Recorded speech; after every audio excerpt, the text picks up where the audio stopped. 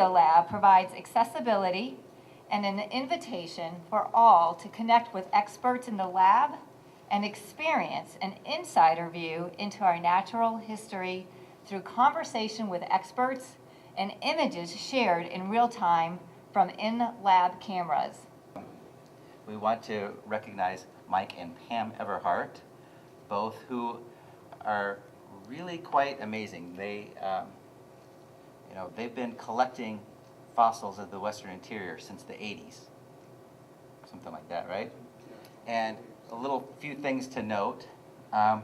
One is that they are number 3 on the list of most specimens collected and put into the Sternberg Museum of Natural History. They are number 2 behind only George Sternberg for a number of fossils from the Western Interior Seaway that are here in the Sternberg Museum of Natural History.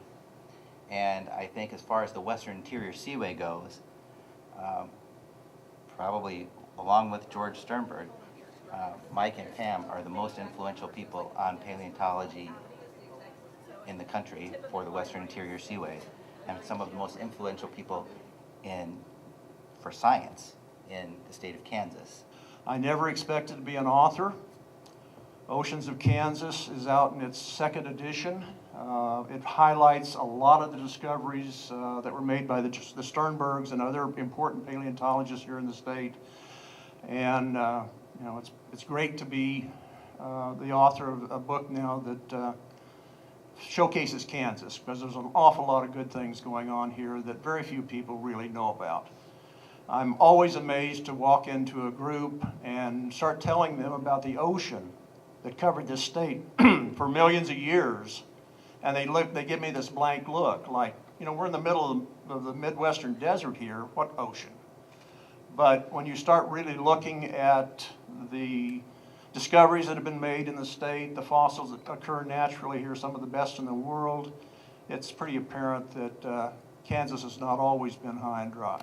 This research complex is something that we've been working on for several years now. It was actually when I first got here in 2012 that I set it as one of my goals to modernize and expand the prep lab and research lab facilities that we have here at the museum.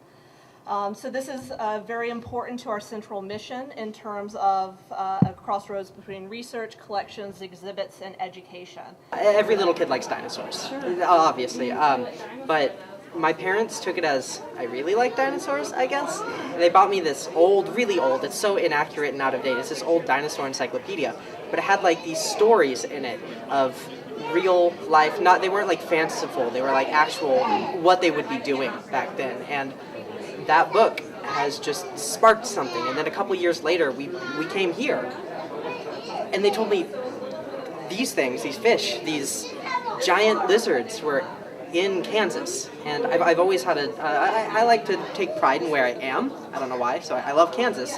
And then them telling me all these amazing fossils and beautiful collections were from here in Kansas, I think it sparked something that's just never died since.